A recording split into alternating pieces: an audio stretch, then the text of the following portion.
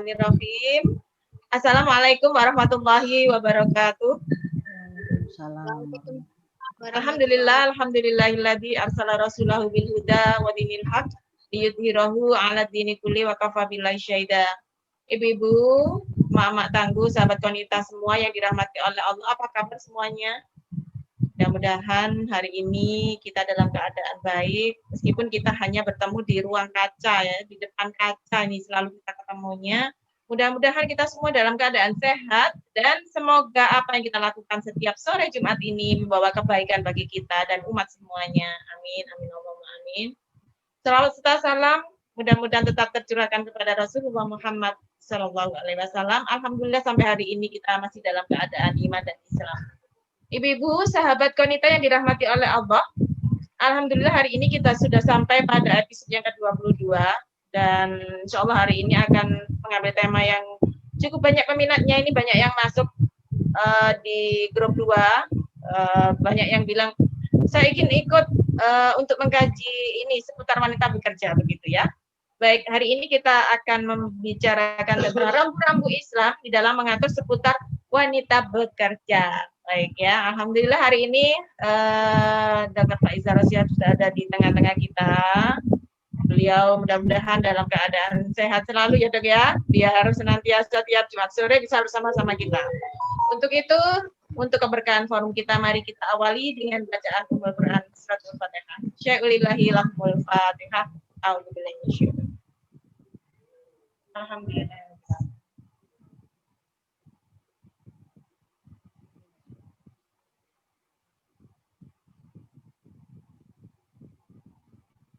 Amin, Allahumma amin.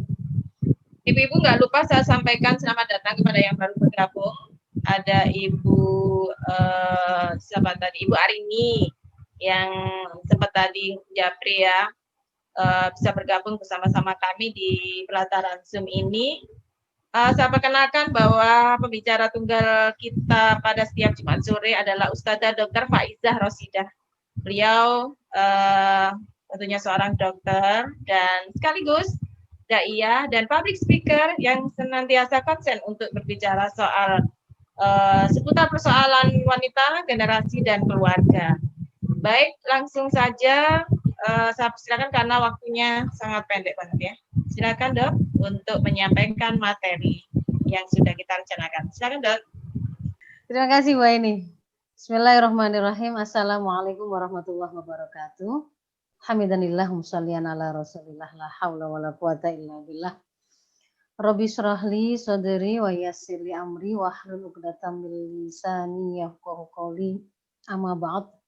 Ibu sekalian yang dimuliakan Allah, alhamdulillah pada sore hari ini kita diperkenankan oleh Allah, diizinkan oleh Allah hadir kembali dalam majelis ilmu kita. Insya Allah dalam keadaan sehat semua, sekeluarga, dalam keadaan penuh nikmat dan diberkahi oleh Allah dalam setiap urusan kita. Amin. Semoga kita tak lupa untuk senantiasa menyanjungkan rasa syukur kita ke kehadirat Allah sehingga kita dicatat oleh Allah sebagai hambanya yang pandai bersyukur. Salawat dan salam juga senantiasa tetap tercurah pada Rasulullah Muhammad SAW serta seluruh keluarga beliau, sahabat beliau, orang-orang yang meneruskan perjuangan beliau hingga yaumil kiamah. Ibu-ibu bisa mendengar suara saya dengan jelas ya, ibu-ibu ya? Insya Allah, alhamdulillah. Hari ini kita masuk kepada episode yang ke-22. Ya, kita masuk ke episode yang ke-22 yang mana hari ini kita akan menjawab dan menjelaskan beberapa hal ataupun mungkin ada pertanyaan yang masuk seputar hukum wanita bekerja.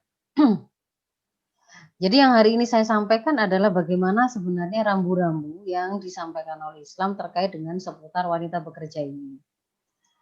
Sebelum masuk ke dalam bahasan tentang hukum ataupun rambu-rambu seputar wanita bekerja, saya mengingatkan kembali dalam 2 slide yang pertama bahwa ketika kita mengaku diri kita menjadi seorang Muslim, menjadi orang yang beriman kepada Allah, maka di sana ada kewajiban untuk menjadikan syariah Islam itu sebagai rujukan dalam setiap persoalan yang kita hadapi.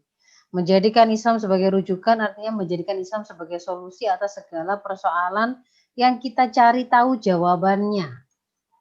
Ini bisa dilihat dalam surat An-Nisa 65, satu ayat yang sangat kuat, sangat tegas, karena di sana Allah bersumpah menggunakan namanya dan juga ada huruf takkid ya, yang menunjukkan penekanan. Sungguh, maka demi Tuhanmu, fala wa rabbika la yu'minuna, tidaklah mereka dikatakan beriman hatta yuhaqqimuka fima syajara bainahum. Sampai yang pertama konsekuensinya menjadikan engkau Muhammad sebagai hakim atas segala persoalan apapun yang mereka perselisihkan. Kemudian summa la yajidu fi anfusihim harajan mimma qadaita wa yusallimu taslima. Konsekuensi kedua adalah ketika sudah kamu jelaskan, kamu putuskan, kamu sampaikan ini putusan Islam, maka mereka orang yang beriman itu tidak merasa keberatan sedikit pun terhadap putusan yang kau berikan dan mereka menerima dengan sepenuh hati. Jadi iman mengharuskan kita melaksanakan syariah Islam kafah. Iman mengharuskan kita mengambil syariah sebagai penjelasan dan solusi satu-satunya atas persoalan yang kita hadapi. Rujukan awal sebelum bertanya dari sumber mana-manapun yang lain, maka bertanyalah kepada syariah Islam. Satu lagi bahwa selain ayat tersebut juga sebenarnya ada banyak dalil yang lain, tapi saya tambah satu lagi di Al-Maidah 49 yang di sana Allah dengan tegas memerintahkan wa anihkum bainahum bima anzalallah. hendaklah kamu atau engkau memutuskan perkara di antara mereka itu bima anzalallah, sesuai dengan apa-apa yang telah Allah turunkan, yaitu syariah Islam ini. Dan tidak diperkenankan kita mengikuti hawa nafsu manusia. Wala tattabi' ahwa'ahum. Tidak dibolehkan kita mengikuti hawa nafsu kita, apa mau kita, selera kita, keinginan kita, untuk kemudian kita pakai sebagai pemutus menggantikan tuntunan yang telah diturunkan oleh Allah tersebut. Nah, maka kemudian kalau kita membahas tentang rambu-rambu wanita bekerja dalam Islam, di sana ada rambu-rambunya, rambu-rambu Islamnya. Di sana ada komponen wanita dan bekerja. Saya melanjutkan penjelasan saya setelah kita sepakat bahwa kita harus bertanya tentang Islam, maka hal pertama yang ingin saya ingatkan kembali, untuk saya bukakan dalam penjelasan sore ini adalah bagaimana Islam memandang perempuan, bagaimana Islam memposisikan seorang perempuan. Maka perempuan itu, ini ada pada bahasan pertama, bahasan Kamus Tangguh, Kajian Muslimah Tangguh edisi pertama ya, yang tentang jati diri muslimah. Belum ada PPT-nya saat itu. Bahwa di dalam Islam seorang perempuan muslimah itu dia akan menepati posisinya sebagai hamba Allah. Di sini nanti akan ada seperangkat kewajiban-kewajiban dia sebagai personal hamba dari Tuhan. Ketika kemudian dia sebagai anggota keluarga, maka awalnya dia akan mengambil posisi atau peran sebagai seorang anak. Di situ juga ada kewajiban yang kemudian melekat pada posisi seorang anak ini. Singkatnya kalau untuk anak adalah birrul walidain.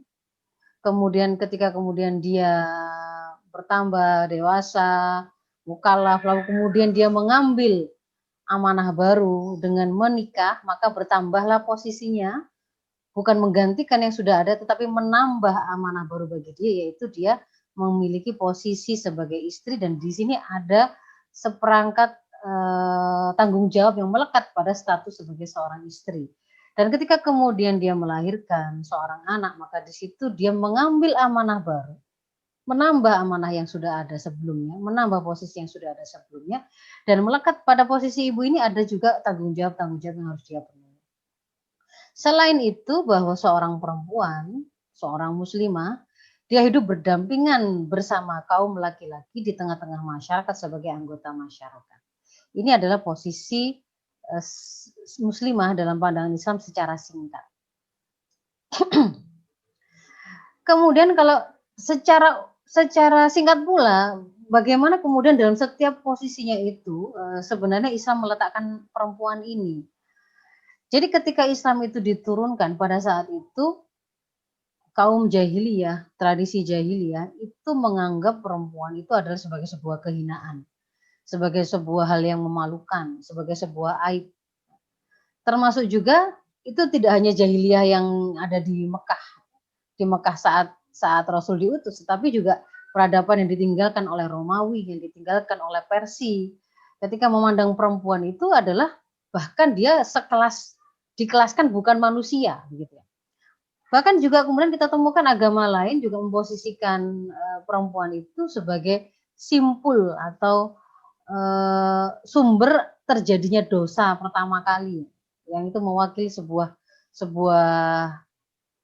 kehinaan.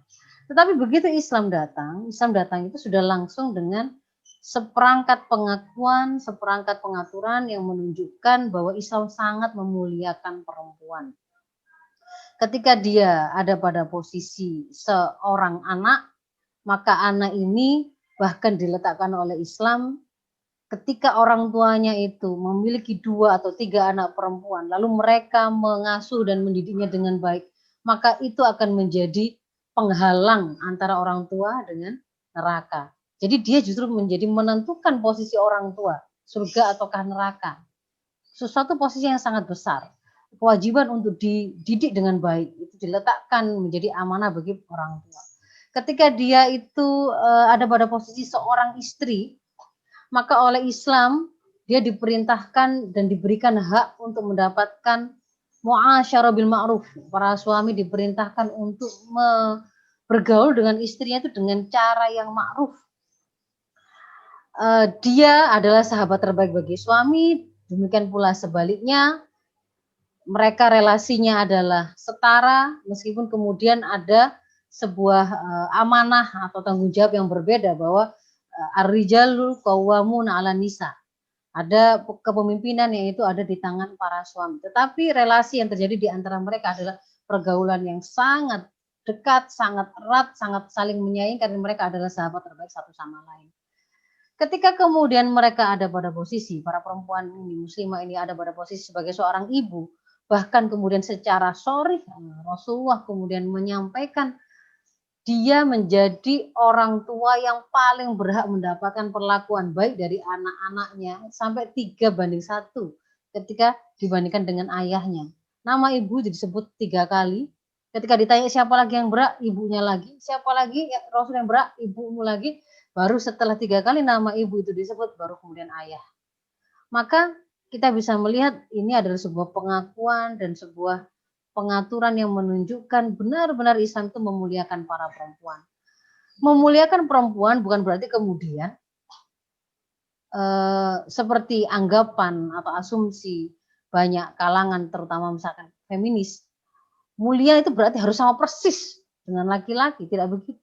Justru Islam memuliakan perempuan ini kemudian dengan pengaturan dan seperangkat peraturan yang sudah dia siapkan. Dia berikan ketika dia mengatur hak bagaimana anak dalam pandangan Islam, ketika mengatur bagaimana hak istri di dalam keluarga, hak seorang ibu di dalam keluarga, itu semuanya adalah dalam sebuah konteks pengaturan yang sangat memuliakan perempuan. Nah, termasuk kemudian kaitannya dengan hal ini adalah ketika Islam meletakkan kepemimpinan secara umum dalam keluarga itu ada di tangan para bapak. Rasul bersabda, kullukum ra'in, setiap dari kalian adalah pemimpin, wa kullukum mas'ulun an ra'iyati, dan setiap dari kalian akan dimintai pertanggungjawaban atas apa yang dipimpinnya. Maka kemudian beliau menyebut dengan detil satu persatu. Fal amiru ra'in, seorang pemimpin negara, level negara, itu adalah pemimpin, maka dia juga ra'in. Ra'in itu saya tulis di bawahnya di sini adalah seseorang yang dikenai tanggung jawab untuk menjaga suatu perbuatan dia diberi amanah atas perbuatan tersebut, dia diperintahkan untuk melakukan dengan yang terbaik dan nanti akan dimintai tanggung jawab. Seorang pemimpin negara adalah ro'in bahwa mas'ulun an rakyati, dia akan diminta pertanggungjawaban atas apa yang dipimpinnya, rakyatnya, bagaimana keadaannya, ada yang masih kelaparan enggak, ada yang dibunuh tanpa alasan yang hak, adakah hartanya itu dicuri tanpa dengan cara yang salah, misalkan diambil dengan cara yang salah, dirampas dengan cara yang salah. Semua ketika itu ada kaitannya dengan pengelolaan urusan masyarakat yang itu di bawah kepemimpinan negara, maka dia akan ditanya. Kok ada warga negaranya itu sarjana kepingin sekolah melaksanakan kewajiban menuntut ilmu, tetapi ternyata dia tidak mampu. Kok masih ada yang tidak bisa? Kok ada yang mau bekerja, bapak-bapak mau bekerja, kok tidak ada lapangan pekerjaan? Dia akan ditanya. Demikian pula warrojul ro'in ala ahli baitihi. Seorang laki-laki itu adalah pemimpin atas seluruh anggota keluarganya, anggota rumah tangganya. Dan dia wahuwa mas'ulun anhum, dan dia juga akan ditanya terkait dengan ahlu baitihi tadi, anggota keluarganya tadi. Di sana ada ibunya, di sana ada istrinya, di sana ada anak-anaknya. Maka semua itu akan menjadi dalam pertanggungjawaban beliau.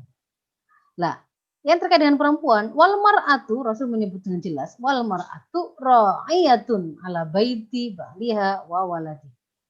Seorang perempuan adalah pemimpin bagi anggota keluarga suaminya serta anak-anaknya. Secara spesifik disebut di situ, anak-anak itu menjadi bagian dari apa yang dia riayah, dia kelola, dia ramut gitu. Dan juga anggota keluarga suaminya. Jadi di bawah kepemimpinan suaminya itu ada amanah yang kemudian dia harus melakukan pengelolaan, riayah. Wahia mas'ulatun anhu, dan dia perempuan tadi akan diminta pertanggungjawaban atas hal tersebut. Nah, kita mendapatkan penjelasan kekhasan aktivitas atau amanah atau tanggung jawab sebagai seorang perempuan dari sisi aspek keperempuanannya itu adalah keberadaan seorang muslimah sebagai seorang istri dan seorang ibu. Karena itu kekhasan seorang perempuan. Kalau dipandang sebagai manusia, ya dia akan memiliki posisi sebagai hamba Allah juga, dia akan memiliki posisi sebagai anak juga, dia juga akan memiliki posisi sebagai anggota masyarakat. Tapi kalau dikaitkan dengan kekhasan dia sebagai seorang perempuan, maka dia akan menempati tanggung jawab sebagai istri dan ibu. Nah, sebagai seorang istri, maka dia memiliki amanah atau tanggung jawab untuk melakukan ngeramut suaminya, melakukan robatul bait, dia mengelola rumahnya, rumah tangganya, agar bagaimana kemudian rumah itu menjadi tempat yang nyaman, tempat beristirahat yang akan merefresh semua anggota keluarga yang lain, yang membuat mereka kerasan, bersihnya, tersedianya makanan, wanginya, suasana nyaman yang guyupnya dan seterusnya di bawah kepemimpinan suaminya, itu adalah bagian dari tanggung jawab dia sebagai robbatul bait.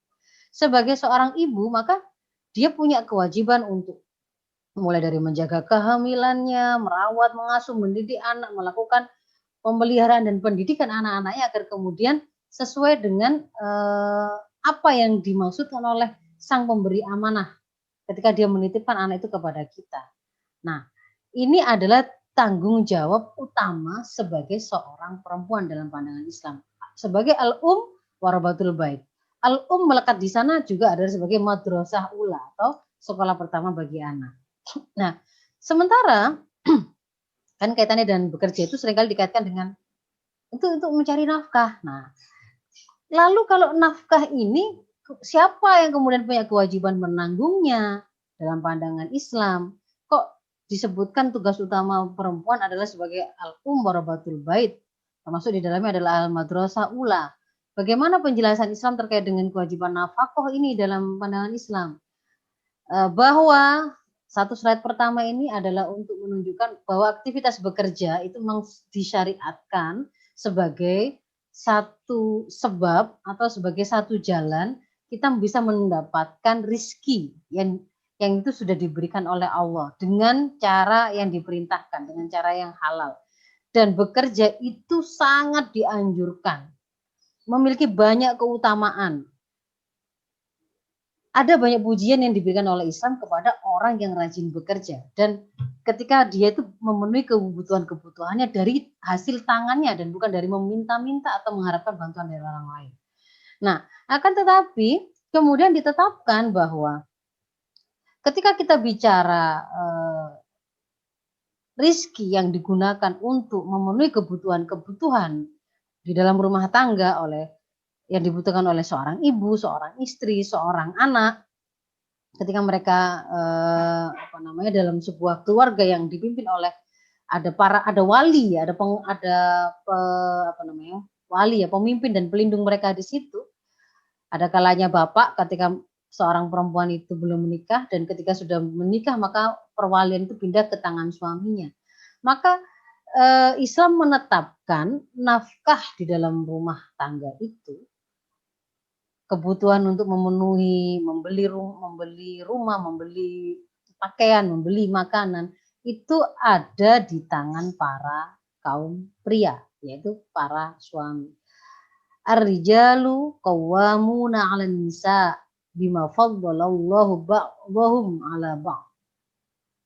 Bahwa para kaum laki-laki itu adalah pemimpin bagi kaum wanita, yang kemudian oleh Allah jelaskan, yang pertama karena Allah memang memberikan kelebihan kepada kaum laki-laki atas kaum perempuan. Ada penjelasan tafsirnya, di antaranya adalah kelebihan dalam persoalan agama. Itu kalau perempuan itu mengenal libur-libur dalam pelaksanaan syariat, ya kayak puasa, sholat, begitu. Tapi bagi kaum pria tidak ada. Maka itulah kelebihan mereka, di antara kelebihan mereka atas kaum wanita, yaitu kelebihan dalam hal agama. Demikian pula ada kelebihan dalam hal akal, yang itu maknanya adalah terkait dengan syariat yang menetapkan persaksian mereka di ranah publik itu 1:2 dibandingkan perempuan. Bahwa kesaksian mereka itu ketika di aktivitas-aktivitas atau kejadian di ranah publik itu 1 orang kesaksian laki-laki sama dengan kesaksian 2 orang wanita.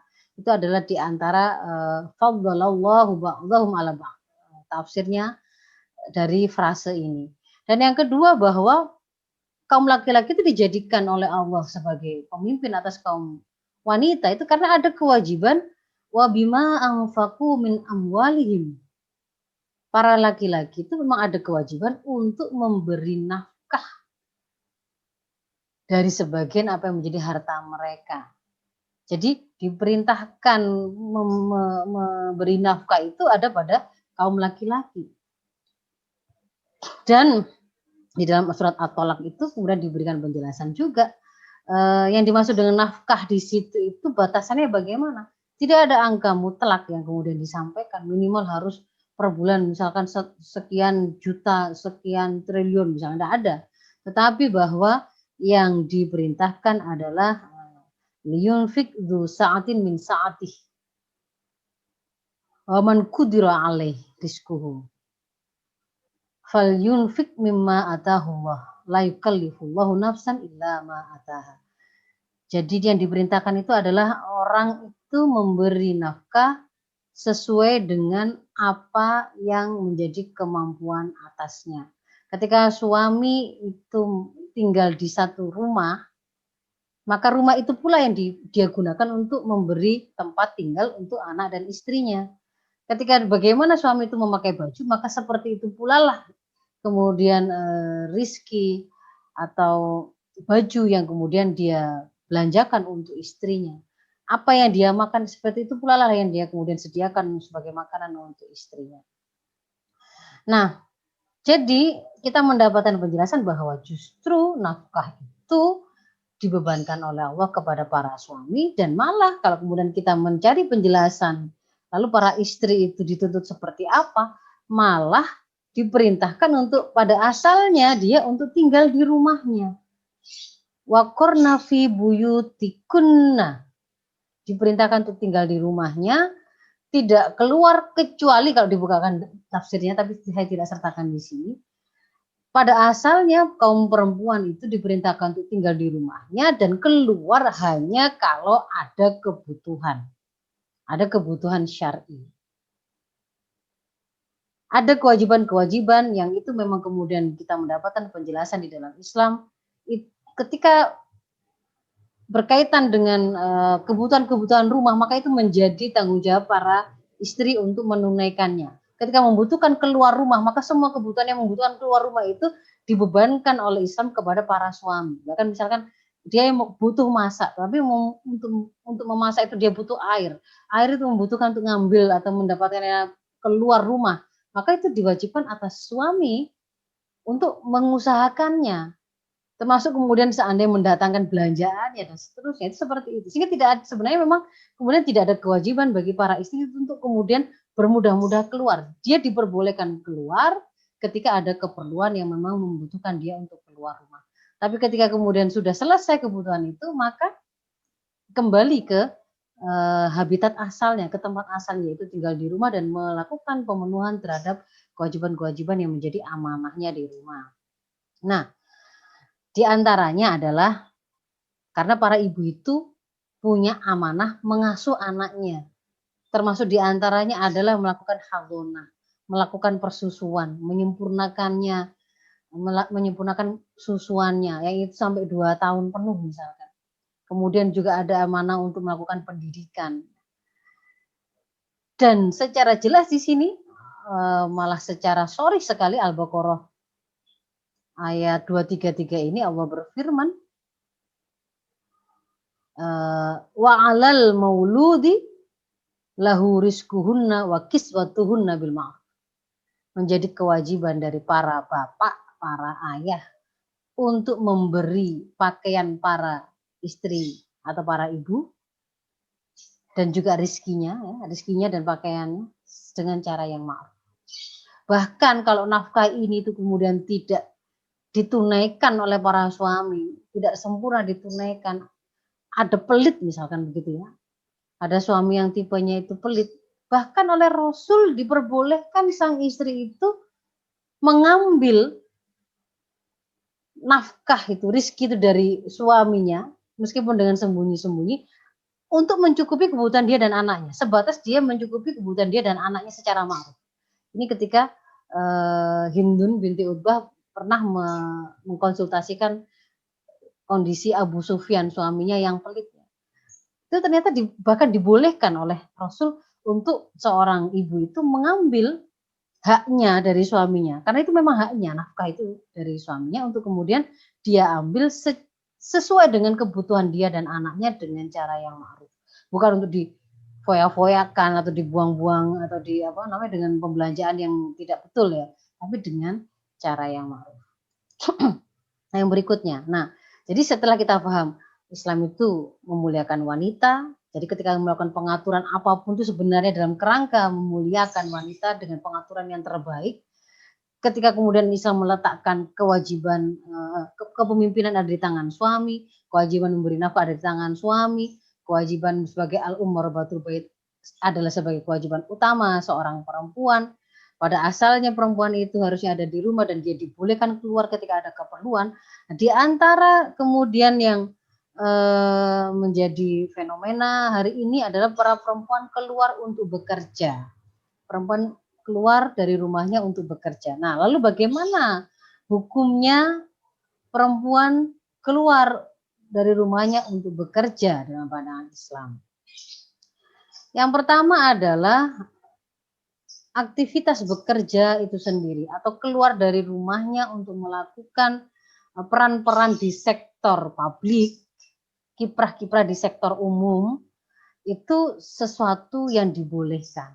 Seperti melakukan aktivitas jual beli, baik jasa maupun barang, melakukan aktivitas belajar mengajar, baik dia sebagai murid ataukah dia sebagai seorang guru, ataukah aktivitas pelayanan kesehatan. Nah, dia jadi pasien atau dia kemudian menjadi tenaga kesehatan yang melakukan pelayanan. Apa yang terjadi pada masa Rasul, yang itu beliau ketahui terjadi di depan beliau dan beliau diamkan, itu menunjukkan dalil bahwa aktivitas yang dilakukan oleh para perempuan yang beraktivitas di sektor publik pada masa beliau itu adalah hukumnya mubah. Nanti di belakang ada rambu-rambunya. Yang seperti apakah yang mubah itu? Seperti apa yang dilakukan oleh Khadijah. Khadijah itu adalah seorang bangsawan yang juga dikenal sebagai seorang perempuan pedagang atau saudagar yang kaya raya dan beliau biasa melakukan perniagaan dan berekspedisi sampai ke berbagai macam negeri, keluar dari Mekah. Termasuk ketika kemudian ada istri Abdullah bin Mas'ud datang menemui Rasul lalu berkata, menceritakan situasi kehidupannya. Wahai Rasul, saya perempuan pekerja, saya menjual hasil pekerjaan saya. Saya melakukan ini karena saya, suami saya, dan anak saya tidak punya harta apapun. Pada masa itu ada para perempuan yang dia memintal baju, ada yang membuat seperti kerajinan-kerajinan, kalau mungkin hari ini ya seperti macam-macam ya, apa yang bisa dikerjakan dengan tangannya. Lalu Rasul menjawab, bukan kemudian ada kalimat larangan, nggak boleh, kamu nggak boleh kerja, harusnya suami yang bekerja, tidak ada kalimat begitu, tapi kamu akan memperoleh pahala dari apa yang kamu nafkahkan pada mereka. Artinya ketika ada seorang istri bekerja, pekerjaan itu dalam pandangan Islam adalah halal, hukumnya adalah boleh, ketika dibelanjakan untuk rumah tangganya, maka itu akan menjadi sodakoh, terhitung sebagai sodakoh yang dia belanjakan untuk keluarganya, dia nafkahkan untuk keluarganya. Nah, pada masa sahabat-sahabat pada masa Khulafaur Rasyidin, yang ini adalah juga para sahabat ya, di masa beliau, yang kalau kemudian mereka bersepakat atas satu peristiwa baik dalam bentuk diamnya maupun dalam bentuk perkataannya, berarti itu menunjukkan ijma sahabat, menunjukkan kesepakatan para sahabat bahwa itu adalah hukum syara. Pada waktu Umar menjadi khalifah, beliau pernah mengangkat seorang wanita menjadi qadhi hizbah. Qadhi hizbah ini adalah seorang hakim yang bertugas untuk mengamati, memastikan di pasar-pasar itu transaksi yang terjadi adalah transaksi-transaksi yang benar, tidak ada kecurangan. Tidak boleh ada penjual yang melakukan kecurangan, misalkan menjual barang yang rusak atau melakukan penipuan atau melakukan pengurangan timbangan dan seterusnya. Itu adalah ada qadhinya, ada hakimnya. Namanya qadhi hizbah. Dan waktu itu pada masa Umar itu sangat terkenal, qadhinya adalah seorang perempuan yang bernama Syifa. Beliau sangat tegas. Nah, ini diketahui oleh para sahabat yang lain dan mereka tidak ada yang kemudian mengatakan tidak boleh perempuan kok diangkat jadi qadhi hizbah, tidak. Jadi menunjukkan bahwa ini pun merupakan sebuah ijma sahabat bahwa boleh para perempuan keluar dari rumahnya melakukan aktivitas di sektor publik untuk melakukan aktivitas-aktivitas tertentu, baik itu kaitannya dengan satu dalam rangka untuk mencari nafkah seperti yang tadi istri Abdullah bin Mas'ud, ada yang kemudian dalam rangka untuk mengemban satu amanah tertentu seperti Syifa, atau mungkin ada orang-orang yang dia memiliki amanah ilmu. Jadi ilmunya itu dibutuhkan oleh masyarakat luas. Apakah dia karena profesi tertentu, misalnya sebagai seorang guru kah, ada ilmu yang dia harus bagi ke tengah masyarakat seperti yang dilakukan oleh Aisyah, dia mengajar para sahabat bahkan laki-laki, atau kemudian menjadi seorang dokter. Para sahabiah dulu juga kemudian dalam masa ketika para sahabat itu ada dalam sebuah medan jihad, mereka juga ada dalam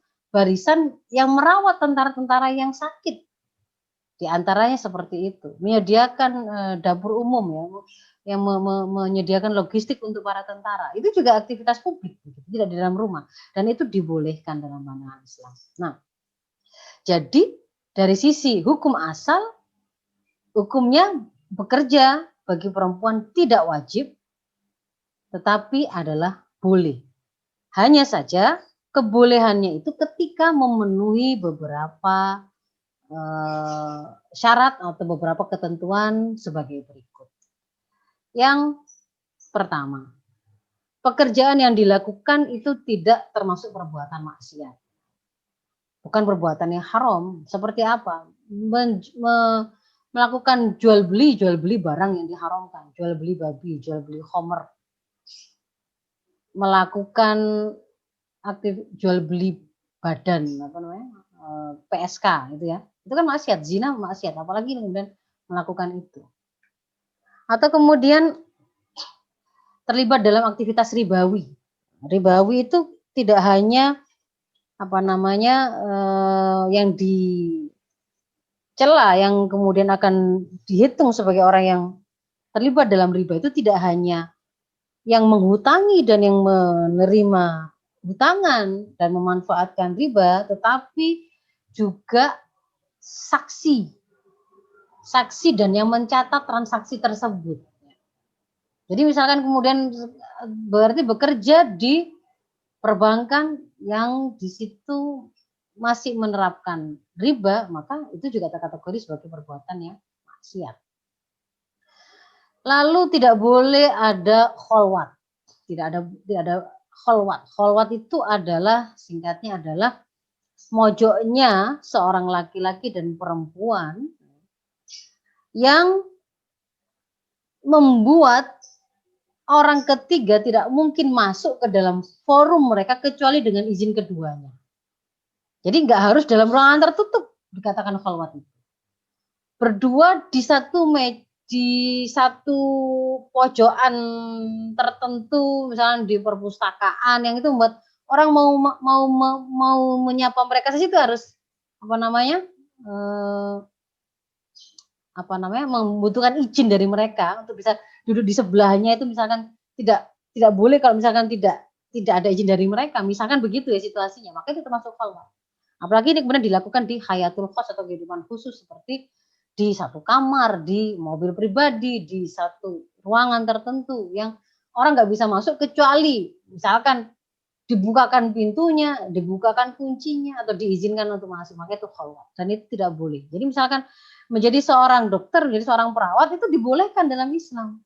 Tetapi kalau kemudian dia melakukan aktivitas hanya berduaan saja dengan lawan jenisnya yang bukan muhrim, maka itu termasuk sebuah keharaman. Dan kalau pekerjaannya itu mengharuskan begitu terus, gitu, misalkan dia menjadi asisten pribadi dari seorang laki-laki bosnya, dia selalu ada dalam ruangan tertutup itu berdua saja, bahkan kemudian kemana-mana mendatangi rapat di mobil berdua saja, kemana-mana itu karena asisten pribadi gitu ya. Memang seperti kebutuhan pribadi dari bosnya itu dipenuhi oleh sang perempuan, termasuk hal-hal yang sifatnya private, bukan yang terkait dengan pekerjaan kadang-kadang itu bahkan, maka yang seperti ini tidak diperbolehkan. Lalu yang ketiga, bahwa dia keluar rumah itu ada adabnya, ya. Ada adabnya, diantaranya adalah dia harus izin dari walinya.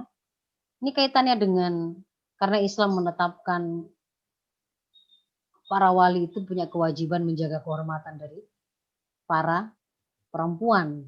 Perempuan itu adalah kehormatan yang harus dijaga. Maka tidak boleh ada perempuan keluar rumah tidak diketahui dia di mana, kemana, sampai kapan, apakah tempatnya itu tempat yang aman, rute yang dia lalui itu apakah bisa menjaga kemuliaannya ataukah tidak, itu tidak boleh. Tapi harus sepengetahuan walinya, dan walinya itu yang akan kemudian berhitung apakah saya memberikan izin ataukah saya harus antarkan ataukah bagaimana. Itu seperti itu. Kemudian dia harus berpakaian secara syar'i. Kalau dia keluar dari rumah, maka tidak semata-mata menutup aurat, tapi di sana ada kewajiban menutup aurat plus berjilbab secara sempurna. Jadi ada pakaian luar yang harus dia pakai sesuai dengan di Al-Ahzab 59. Nanti akan kita bahas satu sesi sendiri untuk membahas tentang sistem pergaulan dalam Islam dan pakaian syar'i bagi seorang wanita. Kemudian, jadi di sini nggak boleh ada memakai pakaian yang lepet, ya, ketat, membentuk tubuhnya atau transparan sehingga diketahui warna kulit di bawahnya, besar tulangnya, atau kemudian dalam bentuk dandanan yang nomor 5 ya, dandanannya itu terkategori tabarruj. Tabarruj itu satu menampakkan aurat, atau yang kedua adalah tidak menampakkan aurat tetapi dandanannya menurut ukuran masyarakat pada umumnya itu adalah dandanan yang sampai memalingkan orang kepadanya untuk melihat gitu, untuk melihat lebih lanjut dengan sebuah pandangan yang sifatnya maksudah lil jinsi, ya. Pandangan yang sifatnya tertentu karena kewanitaannya atau kefemininannya. Lalu yang keenam, tidak boleh kemudian pekerjaannya itu membuat dia akhirnya malah mengabaikan kewajiban dalam rumah tangganya. Mengurusi anak, mengurusi rumah tangganya, mengurusi suaminya. Pekerjaannya itu mengharuskan dia itu harus berperjalanan atau safar gitu. Sampai nginep-nginep untuk menyelesaikan satu proyek, nggak sekedar harian, mungkin mingguan atau mungkin bulan, misalkan begitu. Kemudian sudah mulai ada anak yang tidak mendapatkan hak-haknya, suami yang tidak mendapatkan hak pelayanan dari istrinya, dan itu kemudian secara sorih juga sudah disampaikan oleh suami keberatannya, maka jelas itu ada berarti jenis pekerjaan itu pekerjaan yang membuat dia abai terhadap kewajiban di dalam rumahnya.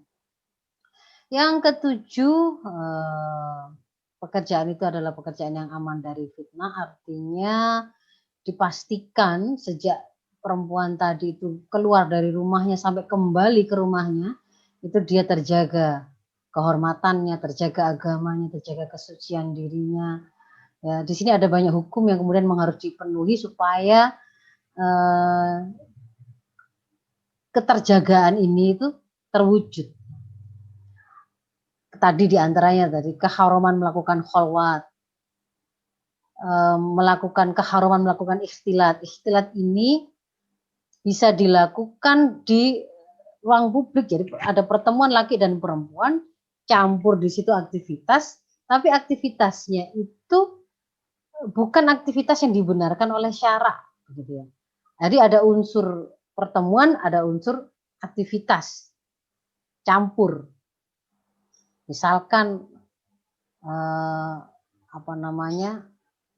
orang di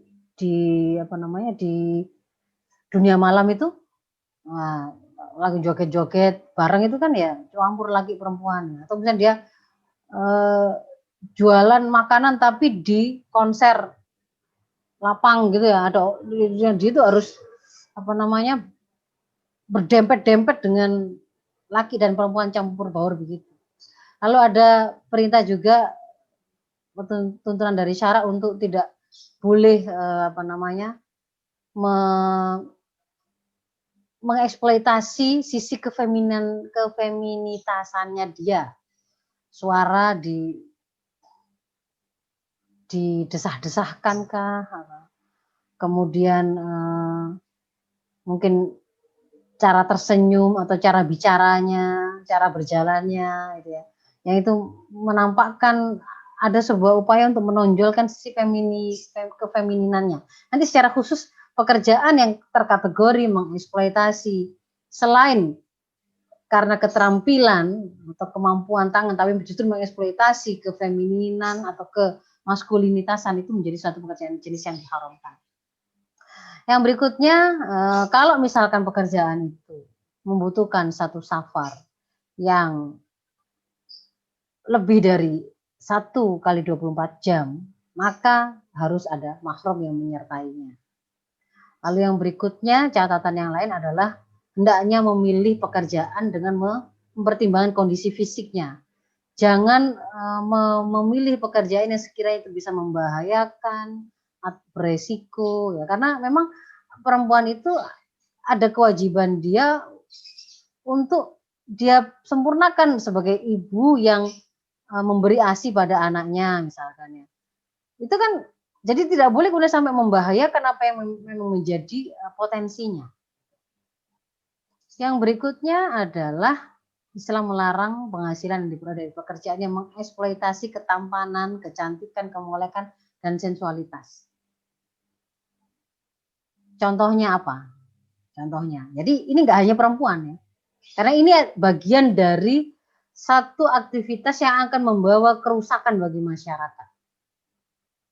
Ketika pekerjaan itu mengeksploitasi ketampanan, jadi apa? Contohnya ya foto model, peragawan, kecantikan juga begitu, kemolekan, SPG, nggak ada hubungannya dengan produknya. Yang dijual itu oli, tapi dia diwajibkan berpakaian dada terbuka, bagian bawah terbuka. Diwajibkan itu. Bahkan hanya untuk jaga mall saja itu ternyata yang diwajibkan minimal roknya itu sekian senti di bawah kemaluannya. Itu ada. Berarti itu mengeksploitasi kecantikan, kemolekan atau sensualitas. Disuruh tampil seronok, disuruh tampil sensual. Maka itu bagian dari satu jenis pekerjaan yang dilarang oleh Islam. Contohnya, kenapa kok pramugari seperti pramugari hari ini ya, hari ini yang kita lihat. Sebenarnya kan pekerjaannya kan melakukan pelayanan atau apa? Menyampaikan, memberi tahu bagaimana cara memakai safety belt gitu ya, meletakkan luggage kita, bawaan kita, menerangkan tentang pintu darurat. Tapi kan sebenarnya itu tidak membutuhkan mereka berpakaian ketat dan diberi belahan sampai sepanjang itu. Atau bajunya sangat lepet dan pendek ya. Kalau dia mengangkat tas itu terangkat juga bajunya begitu. Jadi contohnya seperti itu. Bintang iklan yang menonjolkan seksualitas, sales promogel, front office yang begitu ya. Atau mungkin penerima telepon yang kemudian diperintahkan itu memang bukan kemudian diperintahkan berbicara dengan tegas sebagaimana kebutuhan, tetapi justru disuruh mendesah-desah begitu misalnya. Nah, itu termasuk di situ. Maka profesi-profesi semacam ini, kalau yang nyata lagi ya WTS ya, gigolo ya termasuk, tukang pijat. Nah, nggak bisa dapat pijat yang seperti apa? Pijat yang itu hanya mereka berdua ada di dalam, membuka aurat. Ya jelas itu kemudian apalagi ditambah dengan layanan-layanan plus-plusnya, maka itu terkategori sebagai aktivitas yang diharamkan untuk dilakukan. Nah, jadi saya kira itu yang bisa saya sampaikan. Ini sebagiannya sudah saya sampaikan di depan tadi. Kalau ada kesempatan mungkin bisa saya sampaikan. Terkait dengan pekerjaan, bagaimana rambu-rambu Islam tentang wanita bekerja, insya Allah sudah saya sampaikan seperti itu. Jadi hari ini Ibu-Ibu, demikianlah penjelasan Islam, maka waspadalah terkait dengan propaganda kaum feminis yang berusaha meletakkan bahwa ukuran perempuan itu mulia atau tidak mulia itu ada pada seberapa besar nilai materi yang kemudian disumbangkan oleh kaum wanita, sehingga mereka mengajak dan menyerukan agar para perempuan berlomba-lomba untuk keluar bekerja dan melalaikan aktivitas atau menomorduakan amanah sebagai al-umaratul bait termasuk madrasah aula bagi anak. Demikian yang bisa saya sampaikan, Bu Aini. Saya kembalikan kepada Bu Aini. Iya, Dok. Assalamualaikum warahmatullahi wabarakatuh. Waalaikumsalam warahmatullahi wabarakatuh. Sudah ada satu pertanyaan yang muncul di privatly saya, Ustazah, dari Bunda Fitri Wulandari. Ustazah, di masa pandemi ini banyak di lingkungan saya para suami kehilangan pekerjaan.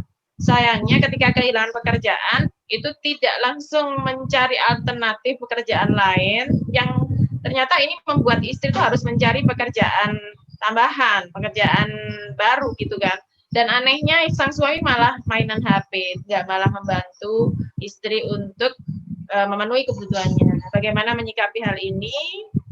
Dan tentunya kan suami ini awam ya dari agama, seperti itu, Dok. Silakan, Dok. Oke. Yang pertama, di antara perbedaan karakter laki dan perempuan itu adalah kalau para ibu-ibu itu biasa multitasking ya, biasa banyak melakukan pekerjaan dan bisa fokus melakukan banyak hal pada saat yang sama. Kemudian juga sehingga karena dia biasa melakukan banyak hal pada saat yang sama, dia itu juga memang punya karakter lebih mudah move on begitu ya, lebih mudah move on.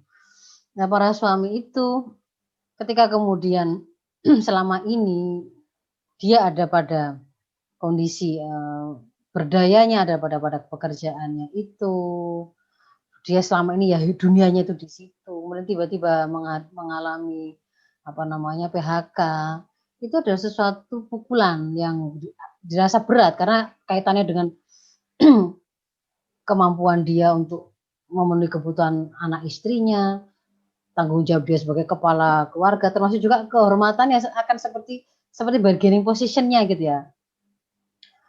Power-nya dia di mata keluarga itu seolah-olah juga ikut-ikutan terpengaruh karena itu. Dan ketika kemudian itu dialami, terasa berat, pada umumnya terasa berat. Terutama ini kalau kita bicara ini bukan orang yang paham, terasa berat, dan untuk bisa move on itu membutuhkan effort yang besar. Nah, yang dibutuhkan itu kemudian di antara kebutuhan mereka itu adalah disupport penuh, kepercayaan penuh dari istri, disupport, kasih waktu mereka untuk kemudian memulai dengan tanpa terasa berat karena ada tuntutan beban yang harus segera gitu. Pahami situasi itu. Berikan bantuan-bantuan yang sekiranya bisa kita lakukan untuk lebih memudahkan mereka. Sebenarnya apa yang kemudian dilakukan oleh seseorang, siapapun dia, baik bapak ataukah ibu, laki ataukah perempuan, itu dibentuk oleh pemahaman yang dia punya. Kalau dia adalah orang yang memahami bahwa kewajiban mencari nafkah ini adalah kewajiban utamanya dia yang harus dipenuhi, maka dia akan berusaha segera melakukan recovery dan move on dari situasinya. Nah, itu kemudian berarti yang harus kemudian kita bantu menguatkan niat dari dalamnya itu, irodah dari dalamnya untuk segera memulai. Sudah selesai yang sudah terjadi, sudah nggak usah diperpanjang-panjang di situ. Yang mereka biasanya inginkan itu mereka selesaikan dulu. Setelah beres dia akan cerita, dia akan kemudian lakukan sesuatu. Nah, kalau selama masih belum selesai, itu tadi situasinya seperti orang yang nggak move on itu.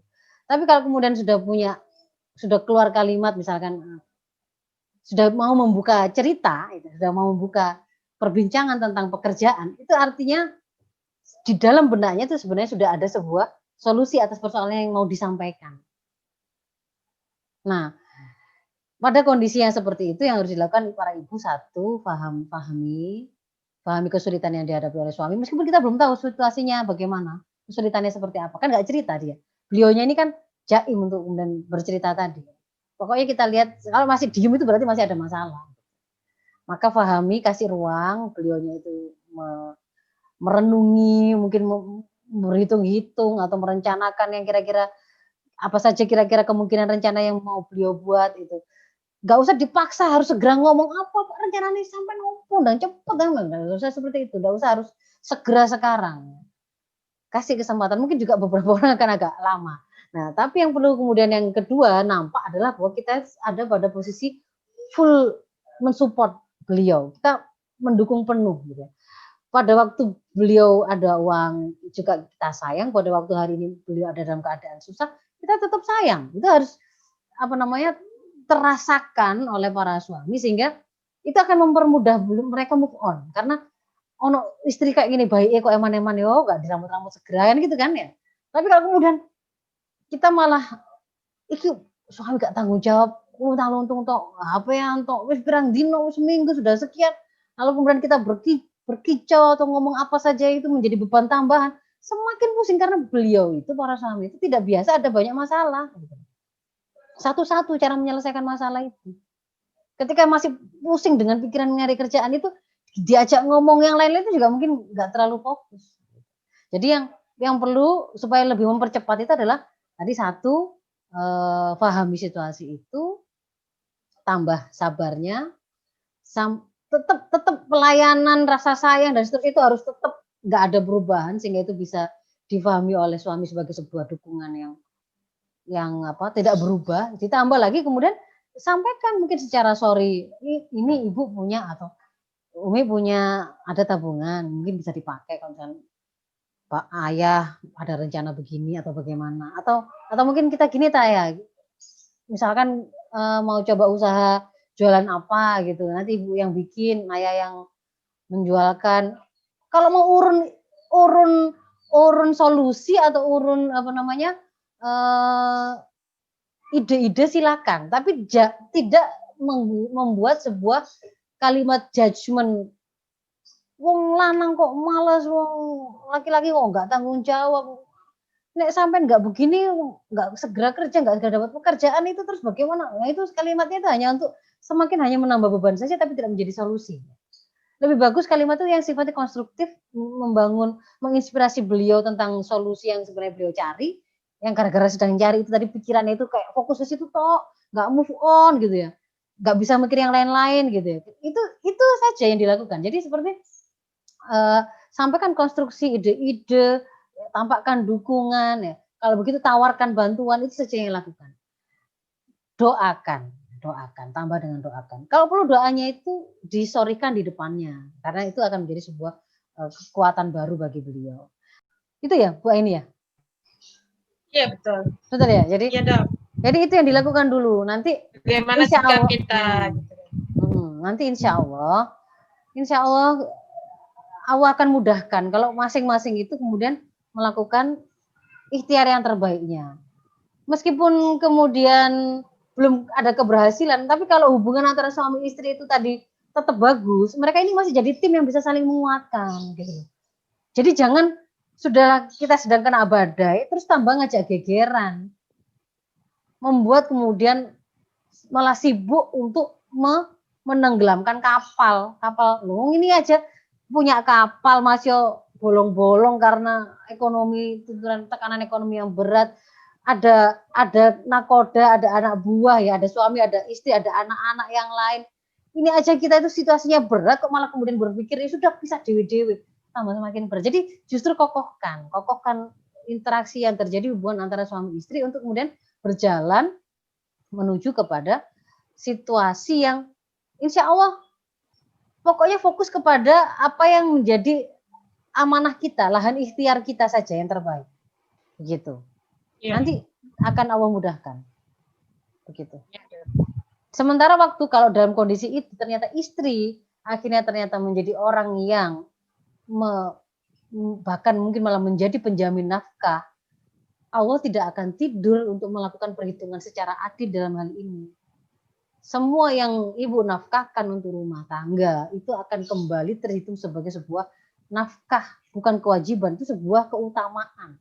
Kalau suami membelanjakan itu wajib. Ketika tidak dikeluarkan beliau dosa. Kalau ibu itu keutamaan. Dan pahami begini, menjadi orang yang ada pada posisi diberi oleh Allah kelebihan sehingga pada saat itu kita akhirnya menjadi orang yang punya kemampuan memberi, bukan diberi, itu tidak semua orang bisa. Itu adalah kelebihan. Itu kenikmatan gitu loh. Bukan berarti nikmat itu ya enggak ya enaknya diberi. Enak mana? Menjadi orang yang sakit sehingga harus dirawat ataupun menjadi orang yang merawat. Sebenarnya tuh ya enak yang sehat terus sampai dia tuh punya kesempatan bahkan merawat gitu loh. Nah ini kan situasi bisa jadi nggak selamanya, tapi ini ujian yang sedang datang. Kalau selama ini suami sudah melaksanakan kewajiban dengan bagus, hari ini dia mendapati musibah atau ujian seperti ini, bagaimana? Kemudian kita bisa survive. Gitu. Ya Bu ini, adakah yang lain? Ya, Allah mudah-mudahan terjawab ya untuk Ibu Fitri Wulandari. Ada 2 pertanyaan dong. Itu dari Bu Indah. Ustazah, saya membantu suami bekerja sebagai jasa laundry. Jadi ada perasaan seperti dipekerjakan gitu sama suami. Ada perasaan seperti itu. Ada ketidakikhlasan begitu, Ustazah. Monggo. Ya, satu. Supaya amal ibu bekerja yang itu hukumnya boleh dan ketika dibelanjakan ke rumah tangga itu akan menjadi keutamaan yang bernilai sedekah di sisi Allah, maka selain sudah benar caranya harus semata-mata melaksanakannya karena Allah. Kalau melaksanakan karena Allah itu memang berarti mau dihargai atau tidak dihargai oleh orang termasuk oleh suami nggak ngaruh, karena kita yakin apa yang kita lakukan itu tidak akan luput dari perhitungan Allah dan perhitungan Allah itu sangat detail. Itu satu.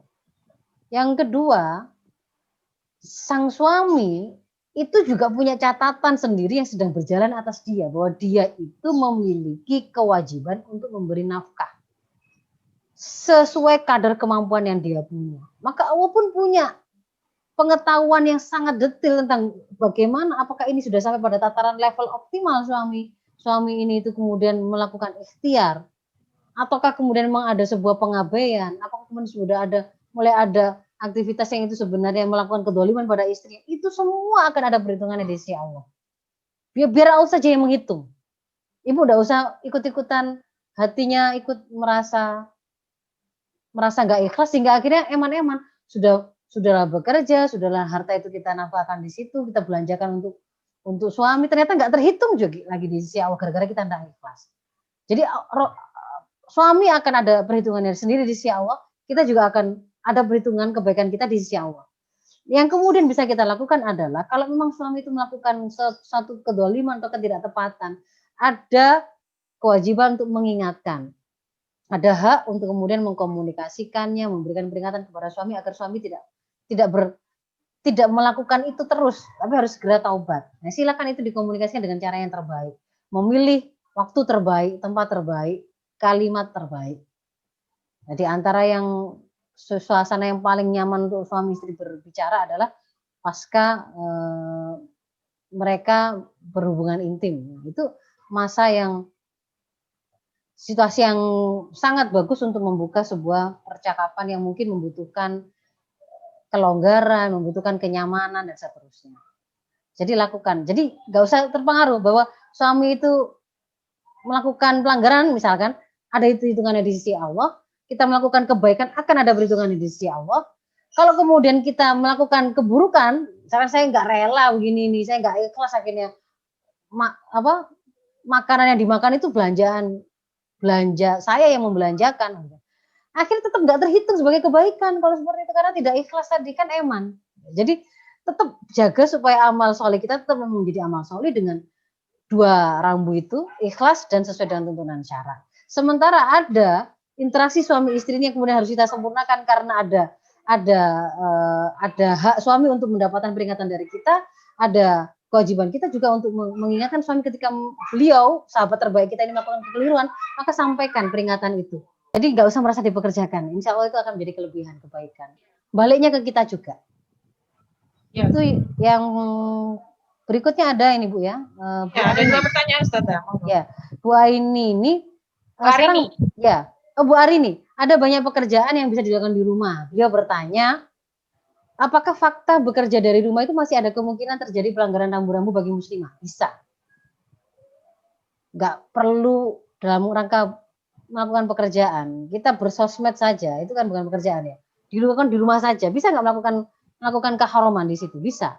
Ketika interaksinya itu satu bukan interaksi yang sifatnya umum, tapi sifatnya private. Interaksi antara laki-laki dan perempuan yang sifatnya private, seperti curhat, seperti konsultasi, seperti rayu-rayuan, seperti gombal-gombalan, itu hanya ada dalam institusi pernikahan atau dalam kerangka untuk mencari solusi ketika kita menghubungi seorang pakar untuk menyelesaikan persoalan yang kita hadapi. Tapi kalau kita tidak ada pada situasi seperti itu, maka interaksinya itu harus yang sifatnya umum, jual beli. Maka komunikasi yang terjadi di dalamnya, membalas chat, itu ya sebatas jual belinya itu. Saya pesan, saya order sekian box kue, jumlahnya sekian, kan begitu. Kita membalasnya ya secukupnya sesuai dengan apa yang kemudian disampaikan. Tidak boleh kemudian di situ ada perbincangan yang sifatnya private, seperti lihat PP-nya masih single ya Mbak, atau kayak gitu itu ya, atau bertanya kelihatan cantik gitu. Si pembeli melakukan pembukaan kalimat seperti itu, lalu si penjual membalasnya dengan, ya iyalah kan saya juga jualan apa gitu ya. Jadi memang perawatan kan begitu. Gak usah kayak begitu, ada kalimat-kalimat seperti itu. Jadi dia dipuji kecantikannya, kemudian dia malah sampaikan, memang saya itu glowing karena saya pakai ini ya. Saya juga perawatan begini-begini, yang begini-begini, misalnya begitu. Enggak perlu. Kecuali kalau kemudian Anda mau menawarkan, ya tawarkan saja barangnya. Kalau mungkin istrinya mau butuh Pak, ini bisa produknya. Sampai tanpa ada kemudian yang sifatnya menyebut situasi saya pribadi atau bertanya tentang satu kamu pribadi, potongan rambutmu kok keren, kok kerudungmu kok bagus, atau nggak usah pakai begitu. Apalagi kemudian pakai ada penggunaan emotikon-emotikon yang itu nggak lazim dalam perbincangan yang sifatnya formal dan umum seperti apa emotikon yang ada ciuman gitu ya, love, ada apa ya kayak begitu-begitu misalnya begitu ya. Kan ada yang itu bermakna memberikan ciuman gitu kan. Kadang-kadang kan para ahwat sesama ahwat kan kadang-kadang begitu melakukan itu. Nah, itu nggak boleh dilakukan kepada lawan jenis. Itu contohnya. Atau kemudian melakukan ya itu interaksi yang sifatnya menjadi private atau kemudian ketika janjian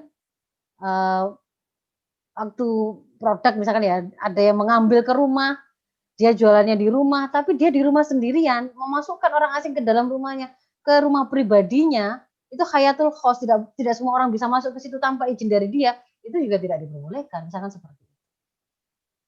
Jadi masih memungkinkan ada pelanggaran terhadap rambu-rambu bagi muslimah. Menerima telepon, teleponnya kemudian suara itu didesah-desahkan atau bagaimana, misalkan sama seperti itu.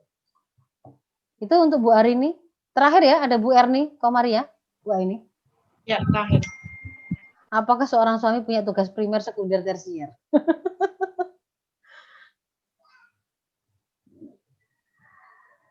Penjelasan tentang yang diberikan oleh syara itu, sesuatu yang sifatnya, yang disampaikan hukumnya wajib, maka itu harus dipenuhi, harus disempurnakan. Tidak boleh ada pengabaian, tidak boleh ada peninggalan. Karena kalau ditinggalkan, maka jatuhnya adalah dosa.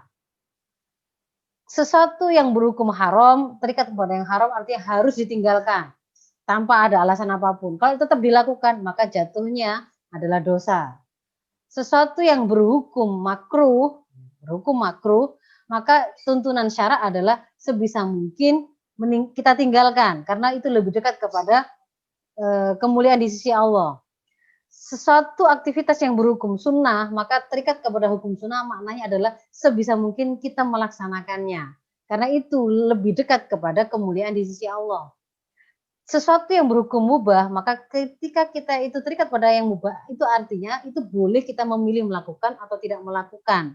Nah, skala prioritasnya, kita menyebutnya dalam amal itu bukan primer, sekunder, tersier, tetapi fikih awlawiyat, skala prioritasnya itu adalah yang pertama wajib harus dilakukan, haram harus ditinggalkan. Sementara kalau kemudian wajib bertemu dengan sunnah, maka wajib harus disempurnakan. Wajib ketemu sama wajib ain sama wajib kifayah, wajib ain lebih didahulukan. Wajib ain ketemu sama wajib ain, menafkahi anak istri, wajib membayar hutang jatuh tempo, wajib. Sama-sama fardu ain. Maka mana yang didulukan? Yang waktu pelaksanaannya lebih sempit.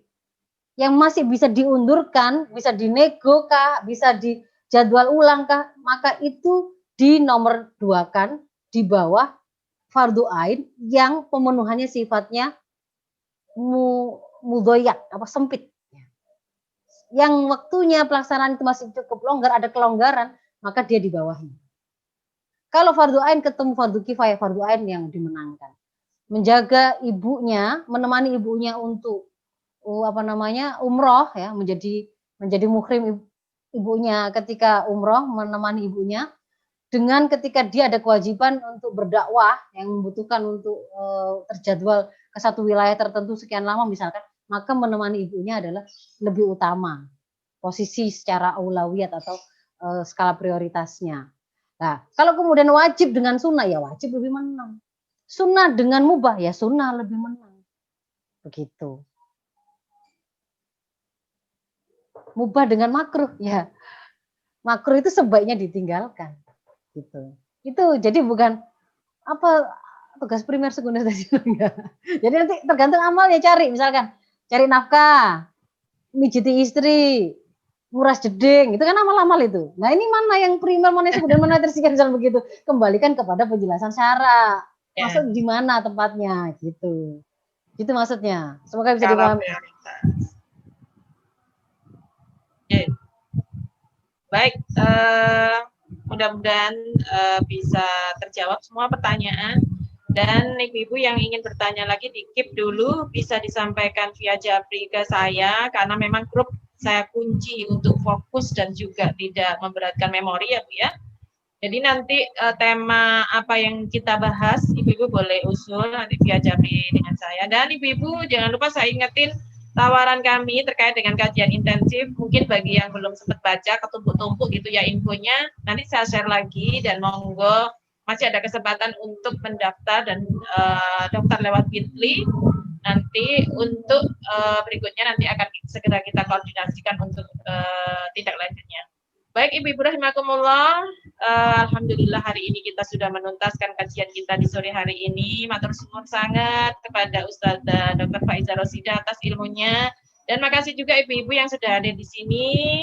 Mudah-mudahan kita semua tetap beristiqomah untuk mengkaji ilmu Allah, dan kita tutup forum kita pada sore hari ini dengan bacaan Al-Quran dengan istighfar 3 kali dan doa penutup majelis. Astagfirullahaladzim, astagfirullahaladzim, astagfirullahaladzim. Subhanakallahumma bihamdika asyhadu alla ilaha illa anta astaghfiruka wa atubu ilaik.